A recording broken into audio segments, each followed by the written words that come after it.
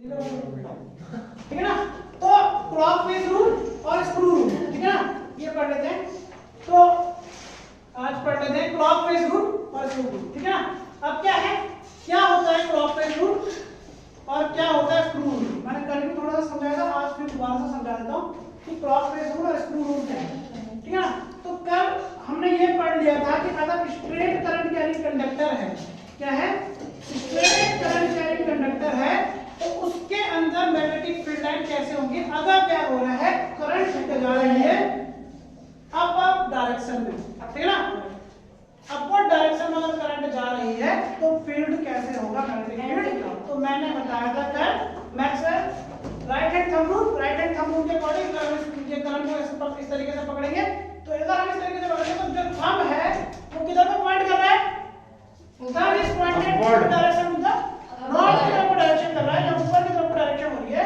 तो क्या होगा, जो मैग्नेटिक फील्ड है वो वायर के पीछे से आएगा, किस तरीके से रोटेट करेगा, इस तरीके से रोटेट करेगा। तो मतलब एंटी क्लॉकवाइज हो क्या करेगा, रोटेट करेगा। तो मैग्नेटिक फील्ड लाइन इस तरीके से रोटेट करेगी, इस तरीके से रोटेट करेगी, इस तरीके से रोटेट करेगी और एक कंसेंट्रिक सर्कल बनाएगी। क्या बनाएंगे, कंसेंट्रिक सर्कल बनाएगी, जिसका जो सेंटर पॉइंट होगा वो वायर के अंदर होगा, जिसका जो सेंटर पॉइंट होगा वो वायर के अंदर होगा। इसको ये है जो मैग्नेटिक फील्ड लाइंस थी, ये थी according to the right hand thumb rule के according, according to right hand thumb rule, ठीक है। उसके बाद मैंने बताया था कि अगर वायर में क्या बना दिया जाए, एक लूप बना दिया जाए, क्या बना दिया जाए, वायर में एक सर्कुलर लूप बना दिया जाए, ठीक है ना, ठीक है ना, वायर में एक सर्कुलर लूप बना दिया जाए, तो उस केस में क्या होगा, जो मैग्नेटिक फील्ड लाइंस है वो कैसी प्रोड्यूस होगी। तो जो मैग्नेटिक फील्ड लाइंस है वो यहाँ पे जिधर की तरफ करंट की डायरेक्शन ऊपर की तरफ को है, यहाँ पर तो क्या बनेगी, एंटी क्लॉकवाइज बनेगी, ठीक है ना, क्योंकि राइट हैंड थंब रूल के अकॉर्डिंग ऊपर की तरफ को जा रहा है तो राइट हैंड एंटी क्लॉकवाइज बनेगी, ठीक है ना। और जहां से करंट, जैसे इस हाफ डायरेक्शन से अगर हम इधर को नहीं, इधर से करंट क्या हो रहा है, ड्रॉप हो रहा है नीचे को, तो जब करंट नीचे को ड्रॉप होगा तो अगर मैं इस राइट हैंड थंब रूल को अभी इधर की तरफ का है राइट हैंड, तो इस तरह से एंटी क्लॉकवाइज जा रही है, अगर मैं इसको जस्ट अपोजिट कर दूं, जस्ट करंट क्या जाए, अपोजिट हो जाए, तो करंट में तुम देख रहे हो आगे की तरफ से वायर में आ रहा है, इसका मतलब जो डायरेक्शन होगी करंट की वो इसकी जस्ट अपोजिट होगी, वो हो जाएगी क्लॉकवाइज डायरेक्शन, वो क्या हो जाएगी, क्लॉकवाइज डायरेक्शन हो जाएगी। इसको याद करने का तरीका तुम सिंपल एक तरीके से समझ सकते हो, ठीक है ना, क्योंकि जो ये जो करंट की डायरेक्शन, जो मैग्नेटिक फील्ड की डायरेक्शन है, ये वो मैग्नेटिक फील्ड डायरेक्शन की थंब के रूल की वजह से नहीं है। ये जो रूल है ये सिर्फ इस मैग्नेटिक फील्ड की डायरेक्शन को याद करवाने के लिए है। ये रूल किस लिए आया, मैग्नेटिक फील्ड की डायरेक्शन को याद करवाने के लिए, ताकि तुम क्या कर सको, मैग्नेटिक फील्ड की डायरेक्शन निकाल सको हर जगह। अब मान जाए कोई एक स्ट्रेट करंट, अभी मैंने बोला स्ट्रेट करंट कैरिंग वायर ऐसी है, इस वजह से तुमने इसमें निकाल दिया। अगर कोई वायर इस तरीके से है, अगर कोई वायर इस तरीके से है तो उस पे मैग्नेटिक फील्ड लाइंस कैसी होंगी। ये भी सबसे बड़ी सोचने की बात है कि अगर कोई वायर इस तरीके से है, स्ट्रेट है और इस तरीके से वायर है, तो उस पे कैसी होगी। तो इस पे भी हम राइट हैंड थंब रूल लगा सकते हैं, इस पे भी हम राइट हैंड थंब रूल लगाएंगे, तो इस तरीके से वायर को पकड़ेंगे और यहां पर ऐसे सोचेंगे, तो ये वायर है, इधर की तरफ वो करंट जा रही है, तो इस तरीके से, तो तुम देखोगे कि इधर की तरफ से करंट जा रही है, इसका मतलब जो डायरेक्शन है करंट का वो, मैं अगर ऐसे बनाऊं ऐसे बनाऊं तो पीछे की तरफ से करंट वायर में आ रही है, तो इधर से आ रही वायर वो ये इस तरीके से, ठीक है ना। जब करंट इधर की तरफ जाएगी तो मैग्नेटिक फील्ड की डायरेक्शन ये वाली होगी। तो ये जो राइट हैंड थंब रूल है is only for the direction of magnetic field, याद करने के लिए है। क्योंकि जब एक्सपेरिमेंट से डायरेक्शन ऑफ मैग्नेटिक फील्ड ऐसे आई तो हर बार तो हम मैग्नेटिक फील्ड की डायरेक्शन देखने के लिए एक्सपेरिमेंट नहीं करेंगे, या फिर हर बार हमें देखना होगा कि यार मैग्नेटिक फील्ड की डायरेक्शन क्या है, चलो यार एक्सपेरिमेंट करते हैं और एक्सपेरिमेंट से पता चल जाएगा, तो नहीं कर सकते ना। तो हमने क्या करा इसको याद करने के लिए कि वायर अगर इस तरीके से हो तो वहां पर जा रही हो, अगर इस तरीके से लेटी हो तो क्या हो, अगर वायर में करंट नीचे को जा रहा हो तो क्या हो, अगर वायर में करंट इधर को जा रहा हो तो क्या। तो हर जगह की डायरेक्शन में, मतलब अगर हम बोले कि अगर हम बोले नॉर्थ, साउथ, ईस्ट और वेस्ट, तो ये जो डायरेक्शन है, इस डायरेक्शन में अगर करंट नॉर्थ की तरफ को जा रही है तो मैग्नेटिक फील्ड की डायरेक्शन क्या होगी, अगर करंट ईस्ट की तरफ जा रहे हैं तो मैग्नेटिक फील्ड की डायरेक्शन क्या होगी, करंट अगर साउथ की तरफ को जा रहे हैं तो मैग्नेटिक फील्ड की डायरेक्शन क्या होगी, और करंट अगर वेस्ट की तरफ को जा रहे हैं तो मैग्नेटिक फील्ड की डायरेक्शन क्या होगी। इसको पता लगाने के लिए जो रूल आया उसका नाम था राइट हैंड थंब रूल, उसका नाम था राइट हैंड थंब रूल। उसके बाद जो था, उसके बाद हमने क्या कहा, ये सब चीजें तो ठीक है, ये स्ट्रेट करंट कैरी कंडक्टर का तो ठीक है, बट जब हम एक सोलेनॉइड की बात करते हैं, जब हम एक सोलेनॉइड की बात करते हैं, ठीक है ना, जब हम एक सोलेनॉइड की बात करते हैं तो सोलेनॉइड की बात में क्या करते हैं कि सोलेनॉइड का हम मैग्नेटिक फील्ड कैसे निकालें। अब सोलेनॉइड क्या होता है, ठीक है ना, सबसे पहली बात तो सोलेनॉइड होता क्या है, तो सबसे पहले हेड डालो सोलेनॉइड, ठीक है ना, SOLENOIDS, ठीक है ना, SOLENOIDS, ठीक है ना, सोलेनॉइड, ठीक है। तो लिखो,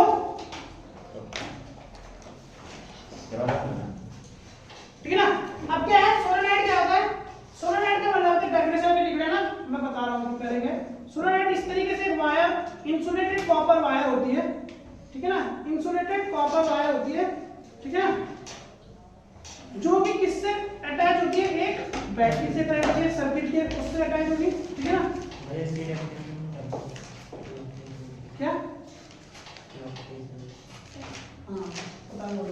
सोलेनॉइड क्या होती है, एक इंसुलेटेड कॉपर वायर के, एक इंसुलेटेड कॉपर वायर होती है जो जिसमें क्या होता है लार्ज नंबर ऑफ टर्न्स होते हैं।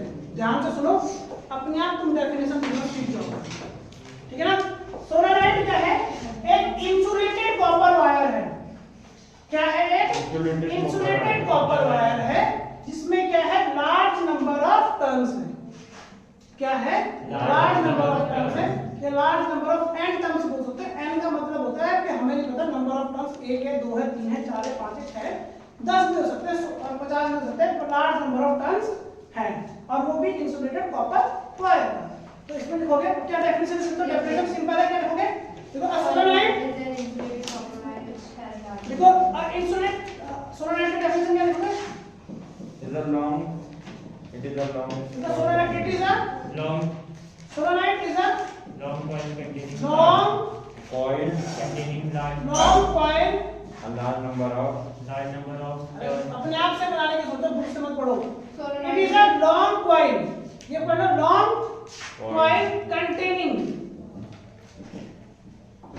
है क्या इसके अंदर, large number of turns, तो large number of turns large number of turns of copper wire insulated copper wire, insulated copper wire,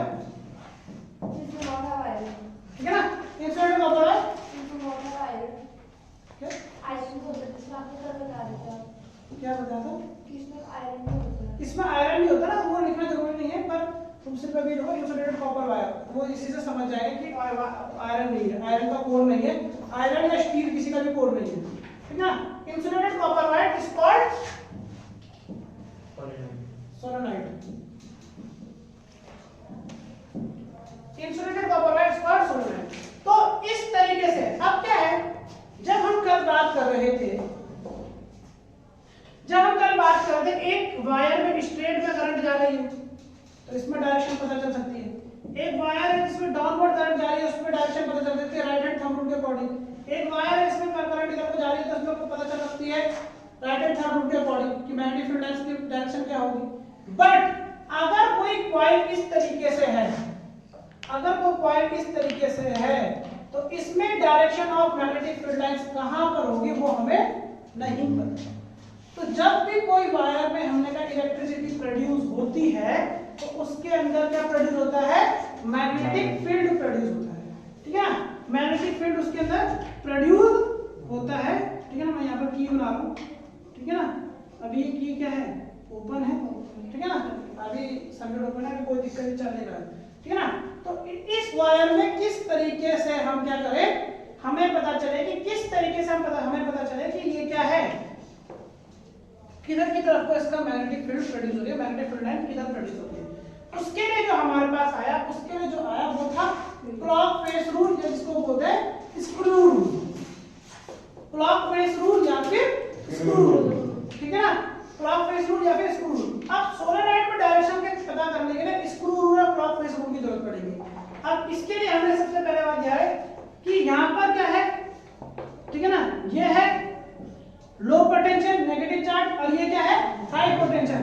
electricity जो कंटेंट होती है वो होती है हाई पोटेंशियल से लो पोटेंशियल की।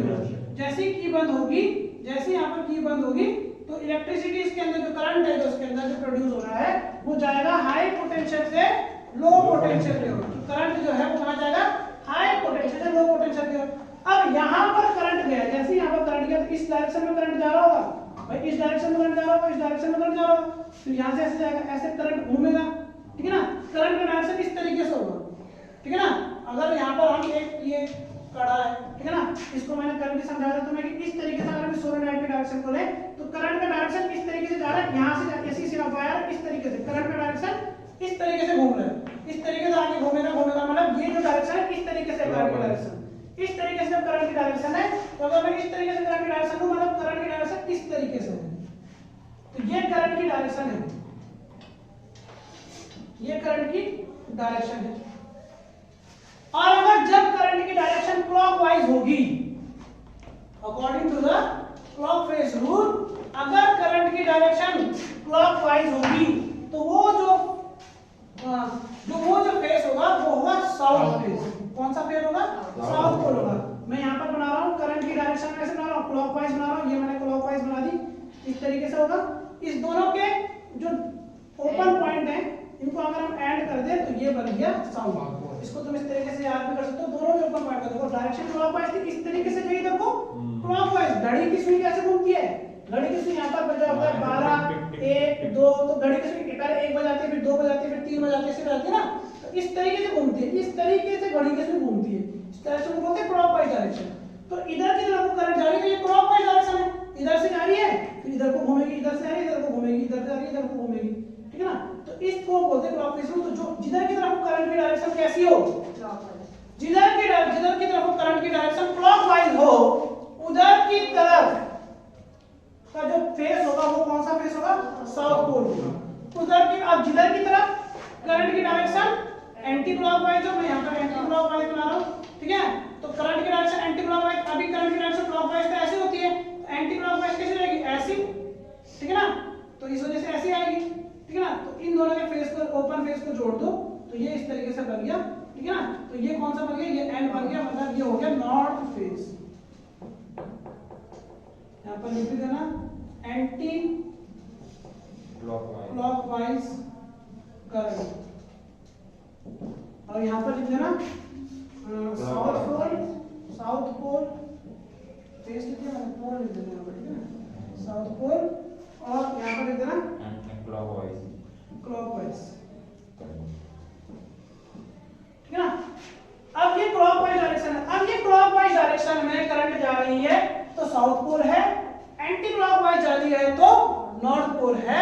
अब इसको बहुत सिंपली समझो कि यहाँ पर क्लॉकवाइज डायरेक्शन थी तो ये वाला जो फेस था वो था साउथ पोल, और यहाँ पर जब ये वाला साउथ पोल तो दूसरा वाला क्या होगा, नॉर्थ पोल। तो ये वाला जो फेस होगा वो नॉर्थ पोल होगा, ये वाला जो फेस होगा वो नॉर्थ पोल होगा।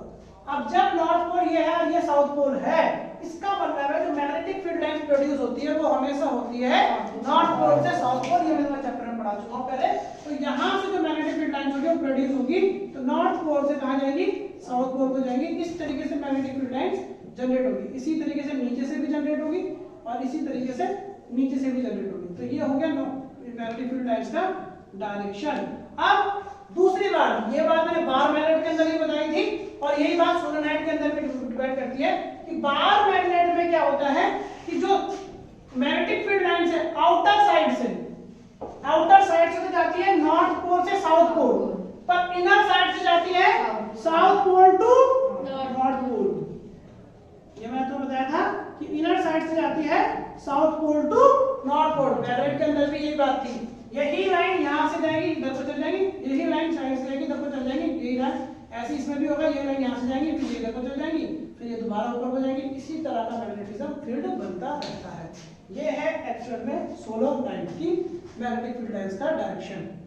Direction of magnetic field lines in a solenoid, और ये है स्क्रू रूल। स्क्रू रूल का कहता है कि अगर डायरेक्शन क्लॉकवाइज हो, अगर डायरेक्शन क्लॉकवाइज हो तो फील्ड जो पोल होगा वो साउथ होगा, और अगर डायरेक्शन एंटी क्लॉकवाइज हो, इसमें हमने ये बनाया है एक डायरेक्शन ऑफ एंटी क्लॉकवाइज, तो फील्ड कैसे होगा, नॉर्थ होगा, मतलब पोल जो होगा वो नॉर्थ होगा। समझ में आ गया। अब दूसरी बात कि जो ये जो सोलेनॉइड है, ये सोलेनॉइड के अंदर जो चीज को याद करने वाली जो पेपर में मैक्सिमम आती है, अब आ सकती है कि जो ये सोलेनॉइड है इसका मैग्नेटिक फील्ड लाइन, इसका मैग्नेटिज्म किन किन चीजों पे डिपेंड करेगा, ठीक है ना, किन किन चीजों पे इसका मैग्नेटिज्म डिपेंड करेगा। मान लीजिए एक व्यक्ति है, ठीक है ना, कोई एक व्यक्ति है, अभी क्या करते हो तुम लोग, एक हम बोलते हैं कि उसकी पर्सनालिटी बहुत अच्छी है, होते हैं ना, हम बोलते हैं किसी व्यक्ति की या किसी पर्सन की पर्सनालिटी बहुत अच्छी है, ठीक है ना, तो पर्सनालिटी अच्छे करने के कुछ पैरामीटर होते हैं ना, उन चीजों पे डिपेंड करती है उसकी पर्सनालिटी। किसी व्यक्ति की पर्सनालिटी कितनी बढ़िया है उसके कुछ पैरामीटर्स होते हैं, जैसे वो कैसे किसी से बात करता है, उसका बात करने का तरीका कैसे है। पहला पैरामीटर ये होता है कि जब वो किसी से मिलता है तो बात कैसे करता है, उसके बाद वो दिखता कैसा है, वो भी उसकी पर्सनालिटी का भाग है कि अगर वो किसी के सामने प्रेजेंट होता है तो उसके पास उसका जो वेशभूषा है, उसकी जो ड्रेसिंग सेंस है वो बढ़िया है या नहीं है, ठीक है ना, तो वो बात कैसे करता है, उसका ड्रेसिंग सेंस कैसा है, ठीक है ना, वो कैसे अपने से छोटे से बिहेव करता है, कैसे वो अपने से बड़े के साथ बिहेव करता है, ठीक है ना, ये है पर्सनालिटी। पर्सनालिटी का हिंदी में अर्थ होता है व्यक्तित्व, होता है ना, पर्सनालिटी को हिंदी में क्या कहते हैं, व्यक्तित्व कहते हैं ना, कि कैसे वो उसका व्यक्तित्व है, ठीक है ना। अब जैसे ही कोई लड़का बहुत बॉडी रहती है तो उसको बोलते हैं यार उसकी पर्सनालिटी बहुत बढ़िया है ना, वो एक गलत बात है। वो पर्सनालिटी थोड़ी है, उसका एक बॉडी शेप अलग है, बॉडी शेप अलग होती है, पर्सनालिटी अलग होती है। क्या पता वो बहुत ना वो बॉडी बिल्डर हो पर बहुत ही बदतमीज हो, है ना, वो 4 केस चल रहे हो मैं पुलिस से। अब जैसे पर्सनालिटी के कुछ पैरामीटर होते हैं ना, कि इन चीजों पे पर्सनालिटी डिपेंड करती है। मैंने जैसे बताया कि पर्सनालिटी किन चीजों पे डिपेंड करती है, आपके खाने पीने पे, आपके रहने पे, आपके दिखने पे, आपके बोलने पे, सबसे ज्यादा आप कैसे बात करते हो उस पर डिपेंड करता है कि आप अपने छोटे से कैसे बात करते हो, अपने बड़े से कैसे बात करते हो, आप अपने साथ वालों के साथ कैसे बात करते हो, वो सबसे ज्यादा डिपेंड करता है, ठीक है ना। तो वैसे ही मैग्नेटिक फील्ड भी कुछ पैरामीटर पे डिपेंड करता है सोलेनॉइड के अंदर। सोलेनॉइड के अंदर वैसे ही मैग्नेटिक फील्ड पे डिपेंड करता है, वो किन किन पैरामीटर पे डिपेंड करता है। पहला डिपेंड करता है वो करता है कि इसके अंदर कितना करंट प्रोड्यूस हो रहा है। जितना ज्यादा करंट होगा उतना ज्यादा मैग्नेटिक फील्ड प्रोड्यूस होगा। ये हर बार के केस में है, ये हर बार के केस में है कि जितना ज्यादा करंट होगा उतना ज्यादा मैग्नेटिक फील्ड होगा। तो सबसे पहले है इसके अंदर लिखो मैग्नेटिक फील्ड, देखो मैग्नेटिक फील्ड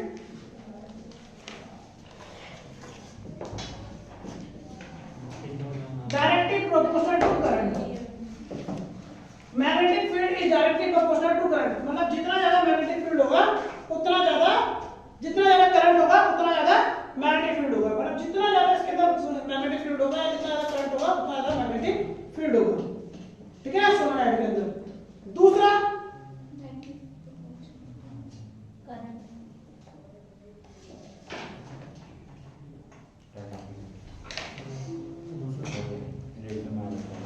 ठीक है ना,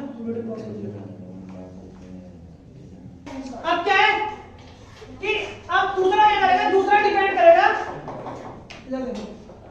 करेगा नंबर ऑफ टर्न्स, कितने नंबर ऑफ टर्न्स है, जितने ज्यादा नंबर ऑफ टर्न्स होंगे, जितने ज्यादा नंबर ऑफ टर्न्स होंगे उतना ज्यादा मैग्नेटिक फील्ड प्रोड्यूस होगा। तो दूसरा डिपेंड करेगा नंबर ऑफ टर्न्स